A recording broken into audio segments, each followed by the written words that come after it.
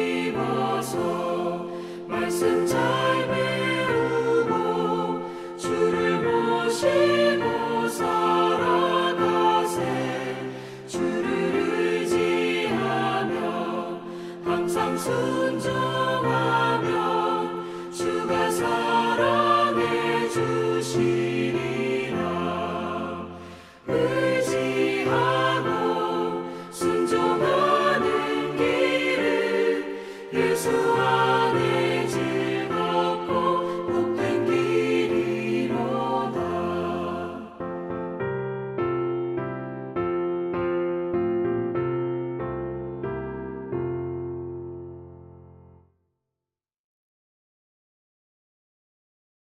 오늘 하나님 말씀은 민수기서 32장입니다. 28절부터 42절까지의 말씀 되겠습니다. 우리 같이 함께 말씀을 읽도록 하겠습니다. 이에 모세가 그들에 대하여 제사장 엘르아살과 눈의 아들 여호수아와 이스라엘 자손 지파의 수령들에게 명령하니라. 모세가 그들에게 이르되 갓 자손과 루벤 자손이 만일 각각 무장하고 너희와 함께 요단을 건너가서 여호와 앞에서 싸워서 그 땅이 너희 앞에 항복하기에 이르면 길르앗 땅을 그들의 소유로 줄 것이니라. 그러나 만일 그들이 너희와 함께 무장하고 건너지 아니하면 그들은 가나안 땅에서 너희와 함께 땅을 소유할 것이니라. 갓 자손과 루벤 자손이 대답하이르되 여호와께서 당신의 종들에게 명령하신 대로 우리가 행할 것이다. 우리가 무장하고 여호와 앞에서 가나안 땅에 건너가서 요단 이쪽을 우리가 소유할 기업이 되게 하리이다. 모세가 갓 자손과 루벤 자손과 요셉의 아들 므낫세 반 지파에게 아모리인의 왕 시온의 나라와 바산 왕 옥의 나라를 주되 곧 그 땅과 그 경내의 성읍들과 그 성읍들의 사방 땅을 그들에게 주매. 갓 자손은 디본과 아다롯과 아로엘과 아다롯 소반과 야셀과 욕부하와 벳느무라와 벳하란들의 견고한 성읍을 건축하였고 또 양을 위하여 우리를 지었으며 루벤 자손은 헤스본과 엘르알레와 기랴다임과 느보와 바알무온들을 건축하고 그 이름을 바꾸었고 또 신마를 건축하고 건축한 성읍들의 새 이름을 주었고 므낫세의 아들 마길의 자손은 가서 길르앗을 쳐서 빼앗고 거기 있는 아모리인을 쫓아내매 모세가 길르앗을 므낫세의 아들 마길에게 주매 그가 거기 거주하였고 므낫세의 아들 야일은 가서 그 촌락들을 빼앗고 하본 야일이라 불렀으며 노바는 가서 그낙과 그 마을들을 빼앗고 자기 이름을 따라서 노바라 불렀더라. 아멘. 우리가 민수기 32장을 계속 보고 있습니다. 민수기 32장은 출애굽 2세대가 가나안 입성을 앞두고 있는 그러한 찰나에 벌어진 여러 사건들을 기록하고 있습니다. 광야 40년의 여정이 거의 끝나갈 무렵에 이스라엘 백성들 요단강 동편 이 모압 평지에 머물고 있었습니다. 이때 갓 자손과 또 르우벤 자손이 모세에게 뜻밖의 요청을 하죠. 뭐라고 요청합니까? 우리가 가나안 땅으로 들어가지 않고 요단강 동편 땅을 기업으로 삼게 해달라는 것입니다.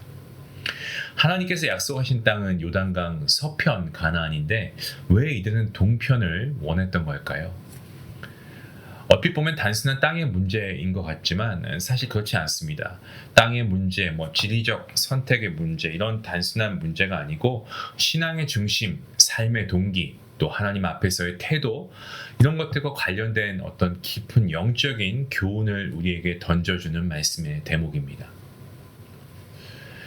32장 저희가 이전 말씀이죠. 오늘 본문은 아닙니다만은 1절 말씀을 보시면 갓 자손과 르우벤 자손은 심히 많은 가축을 가졌다라고 이야기합니다.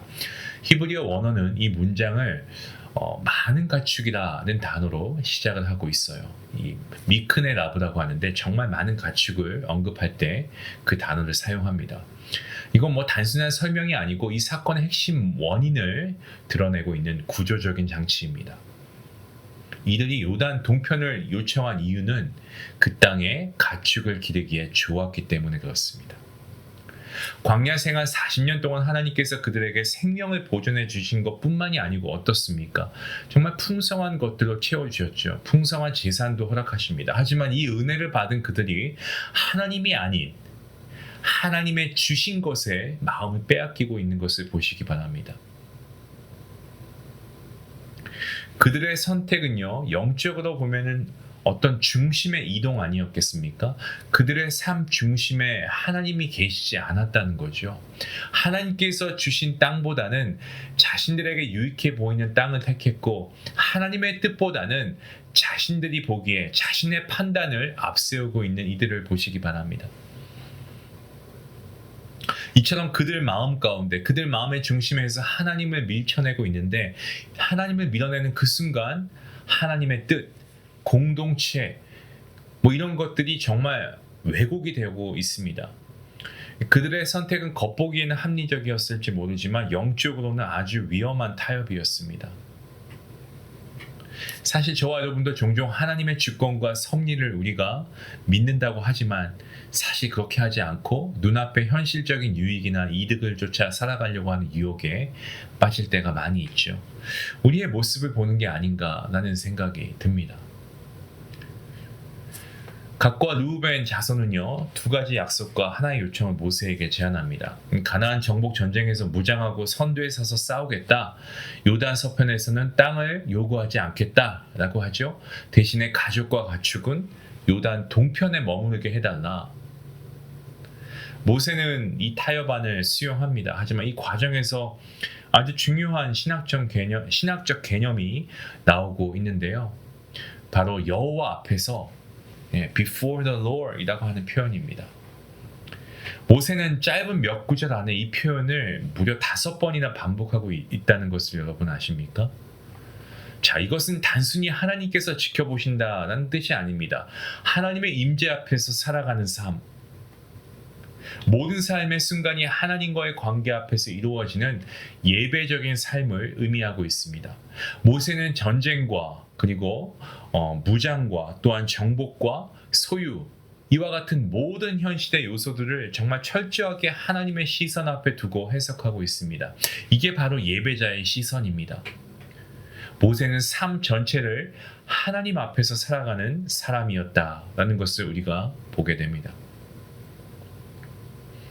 코람데오라고 하죠. 오늘날 많은 성도들이 하나님 앞에서라는 말을 듣고 긴장하거나 두려워합니다. 마치 심판자 앞에 선 죄인처럼, 마치 CCTV가 우리 앞에 있어서 우리가 감시받는 그러한 사람처럼 살아가곤 합니다. 하지만 여러분, 이 복음은요, 그런 하나님을 말씀하고 있는 것이 아니고 하나님께서는요, 어떠한 하나님이십니까? 우리 아버지이십니다. 어떠한 아버지이십니까? 외아들, 독생자 예수님까지도 주시기까지 우리를 사랑하신 그 아버지 하나님이 우리 하나님이십니다. 그리고 아들 예수님의 십자가의 죽으심을 통하여서 우리가 예수님을 구주로 영접하면 우리를 하나님의 자녀로 삼아주시죠. 여러분, 우리가 하나님 앞에서 살아가는 것은 물론 우리 안에 두려움이 있어야죠. 하나님이 보시니까요. 하지만 그보다 하나님 앞에 살아가는 것, 이것은 바로 우리에게 은혜이고 특권이고 축복입니다. 하나님이 우리를 지켜보고 계시니까 얼마나 감사합니까? 우리가 죄를 지으려고 해도 그 거룩하신 하나님 앞에 우리가 회개하고 나아갈 수밖에 없지요. 우리가 무엇을 하든 우리가 하나님의 눈앞에 있으면 우리가 위험할 때 우리를 건지시는 분도 하나님이시고 우리를 구원하시는 분도 여호와 하나님이신 줄 믿습니다. 때문에 하나님 앞에 살아가는 이것은 은혜입니다. 때문에 우리의 모든 삶이 하나님 앞에 예배하며 하나님 앞에 우리의 삶을 드릴 수 있는 우리의 모습이 되어야 할 줄로 믿습니다. 모세는 타협을 수용합니다. 하지만 그와 동시에 중요한 경고를 덧붙입니다. 만일 너희가 그렇게 하지 아니하면 너희 죄가 반드시 너희를 찾아낼 줄 알라라고 합니다. 무엇을 말씀합니까? 우리가 이 율법, 이 말씀은요, 우리에게 명확한 경고를 줍니다. 하지만 경고는요, 죄와 두려움을 각인시킬 수 있을지는 몰라도 인간의 마음을 바꾸지는 못합니다. 여러분, 율법이 보여주는 경고를 완전히 감당하신 분이 우리 예수 그리스도이십니다. 쉽게 말씀드리면 율법을 완성하신 분은 예수님밖에 없습니다. 예수님은 율법을 완전히 순종하셨고 우리가 받아야 할 저주의 십자가까지 담당하신 분이 아니십니까? 때문에 우리는 정죄가 아닌 하나님의 사랑과 은혜 앞에서 자유를 누리는 그러한 하나님의 백성이 되었습니다. 갓과 르우벤 자손은 스스로를 뭐라고 합니까? 주의 종이라고 낮추면서 순종을 약속했습니다. 하지만 그들의 중심에는 여전히 물질적 그리고 어떤 현실적 이런 이익이 계속해서 그 욕심이 있었습니다.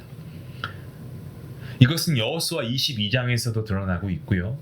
그들이 하나님의 중심에 어떤 진정한 회개가 아니고 자기 중심의 어떤 인간적인 계산과 타산 가운데에서 타협했다는 것을 우리가 보게 됩니다. 회개는 진정한 회개를 해야죠. 하나님 우리의 중심을 보십니다. 진정한 회개는 단순한 경고의 차원에서 우리가 움찔해서 순간적으로 잘못했습니다라고 하는 것이 아니고 정말 우리의 마음을 찢고 다시금 그 길로 돌아가지 않기 위해서 발버둥치기 위한 그러한 인고의 노력이 필요합니다. 하나님께서는 진정한 회개를 원하십니다. 우리가 진정한 회개를 할 때 하나님께서 우리를 용서하시고 우리의 마음을 회복해 하시는 줄로 믿습니다. 계속해서 오늘 말씀을 보시면 갑작스럽게 므낫세 반지파가 요단 동편을 기업으로 받는 장면이 나옵니다. 이들은 스스로 가서 싸우고 정복한 후에 그 땅을 소유합니다. 그리고 자신들의 이름을 따라서 성읍의 이름을 붙이고 있습니다. 야일, 이것을 하봇 야일, 그렇죠? 그리고 노바로 하기도 하고, 이들의 중심에 여전히 자기 이름, 또 자기 명예, 자기 존재가 남아 있다는 것을 보여주는 대목입니다. 그들은 어떻습니까? 하나님께 순종하는 척 했습니다마는 사실 어떻습니까? 하나님을 명분 삼아서 자기의 뜻을 관철시키고 있습니다.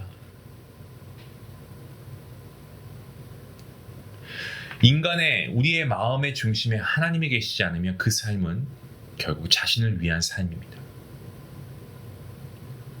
성도 여러분, 민수기 32장은요 단지 과거 이스라엘의 한 사건을 기록한 것이다 라고 생각해서는 안 됩니다. 이것은 오늘을 살아가고 있는 저와 여러분에게 주는 경고의 말씀이고, 그리고 이 말씀대로 순종해야 할 우리의 믿음의 결단이 필요한 부분입니다.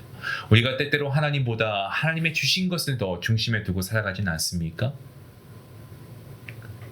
이러한 평안과 이러한 기쁨과 이러한 물질과 이러한 건강을 주신 하나님을 우리가 즐거워하며 그 하나님을 우리가 사랑하고 예배하기보다는 하나님께서 주신 물질과 하나님께서 주신 어떤 건강, 이러한 것에 더 중심을 두고 살아가지 않느냐라는 말씀입니다. 물론 안전하고 성공하고 평안하고 이런 것들 좋은 겁니다. 하지만 그것이 중심이 되면 그때부터 우리의 신앙은 병들기 시작합니다. 하지만 우리 스스로 중심을 바꿔야 하는데 이게 쉽지 않습니다. 우리가 우리의 마음을, 우리의 중심을 하나님께 드려야 하는데 이게 쉽지 않습니다. 어떻게 가능합니까? 바로 우리 예수 그리스도를 통해서. 예수 그리스도께서 우리를 향해 보여주신 그 사랑을 통해서, 하나님께서 외아들 예수님까지도 우리에게 주신 그 사랑을 우리가 통해서 우리의 중심을 바꿀 수 있죠. 하나님은 기꺼이 그렇게 하셨고 주님께서도 기꺼이 십자가의 길을 가셨습니다. 우리를 사랑하시기 때문이죠. 팀 켈러 목사님은 이 복음 안에서 발견한 참된 자유라고 하는 책에서 이렇게 말합니다. 복음은 편결에서 행위로 이끄는 능력이다. 하나님께서 예수 그리스도 안에서 우리를 이미 의롭다고 선포하셨기 때문에 우리는 더 이상 인정받기 위해 살지 않고 자유롭게 기쁨으로 살아간다라고 했습니다. 성도 여러분, 이제 우리는 그 사랑을 믿음으로 받아들이고 우리가 하나님 앞에서 하나님과 함께 하나님과 교제하며 하나님의 뜻 안에서 즐거운 순종을 행하며 살아갈 수 있기 원합니다. 오늘 하루, 그리고 앞으로 우리의 삶이, 우리의 인생 전체가 하나님 앞에서 우리가 하나님을 예배하며 살아가는, 그리고 하나님만이 유일하게 우리의 삶의 소망이 되시고 기쁨이 되는 그러한 삶을 살아갈 수 있기를 주님의 이름으로 축원합니다. 기도하시겠습니다. 하나님 감사합니다. 우리의 삶 가운데 하나님께 주신 것들이 넘쳐납니다. 하나님의 은혜는 끝이 없습니다. 하지만 그럼에도 불구하고 우리는 종종 그 선물을 주신 하나님보다, 그 놀라운 은혜를 주신 하나님보다 그 선물 자체에, 아버지, 우리가 누리고 있는 그것들 자체에 우리가 마음을 빼앗길 때가 있음을 고백합니다. 하나님, 우리가 이러한 모습을 살아가서는 안 됩니다. 하나님을 기뻐하고 하나님만으로 만족하는 삶을 살아야 되겠는데, 하나님, 우리가 그러한 삶을 살지 못했음을 용서해 주시고 이제는 우리가 하나님 앞에서 사는 삶이 어떤 것인지 분명히 말씀을 통해 배웠습니다. 하나님, 우리의 일상 가운데에서 우리가 이런 하나님 앞에 살아가는 삶이 되게 하시고, 정말 우리가 하나님의 눈을 피해 감시당하는 것이 아니라, 아버지, 우리가 하나님과 함께 동행하는 삶이 얼마나 복된 것인가를 우리가 다시 한번 깨닫고 주님이 우리와 함께 하심에 감사하며 우리가 하나님과 함께 동행하는 삶을 더욱더 누리며 살아갈 수 있도록 하나님 함께 해 주시옵소서. 우리를 위하여 자신을 내어주신 주님, 그 주님의 사랑으로 우리가 정말 구원받지 않았습니까? 이제는 우리가 우리의 중심을 하나님께 드리게 하시고 하나님의 사랑을 나타내는 삶을 살아갈 수 있도록 하나님 한 분만으로 족하며 하나님 한 분만으로 감사하고 우리의 삶 전체가 하나님께 드리는 거룩한 삶의 예배가 될 수 있도록 하나님 은혜 베풀어 주시옵소서. 감사하며 예수님의 이름으로 기도하옵나이다. 아멘.